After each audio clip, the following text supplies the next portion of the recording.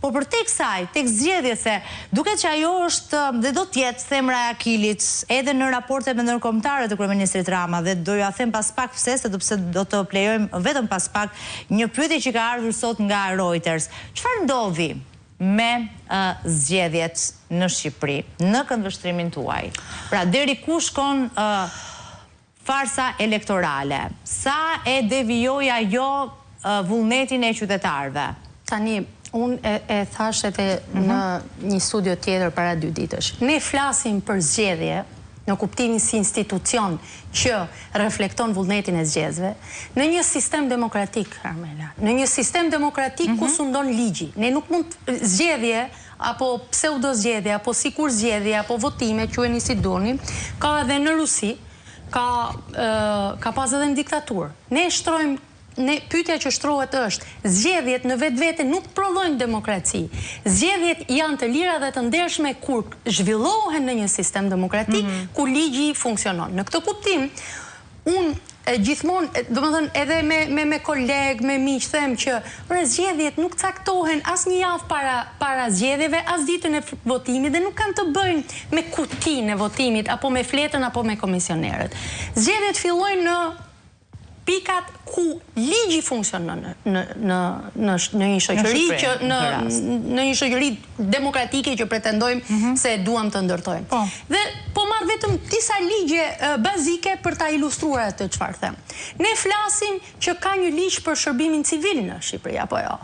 Ku ka sot në punonjës publik që nuk ka qenë në një formë apo në një formë tjetër i përfshirë ndaç me vendin e punës, ndaç me aktivitetin politik partijak, ndaç me presionin që është bërë o për shkuar për të votuar, o për të regjistruar të afërm në diasporë e tjerë.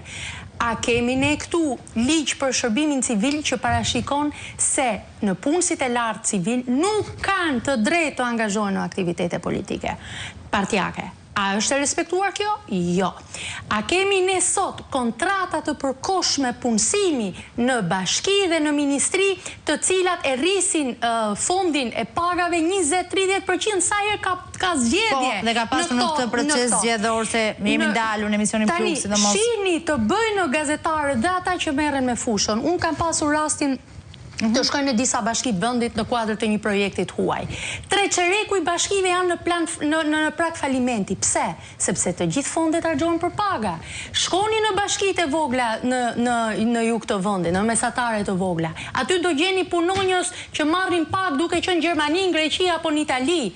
Aty do gjeni që nuk kryhet asnjë investim për publik, për shoqërinë, komunitetin, pikërisht sepse gjithë paratë shkojnë për punësime. Ky është krimi zgjedhor që duhet ta hetoj spaku.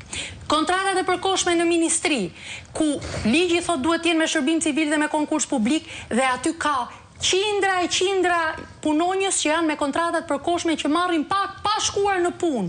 Ky është krimi zgjedhor.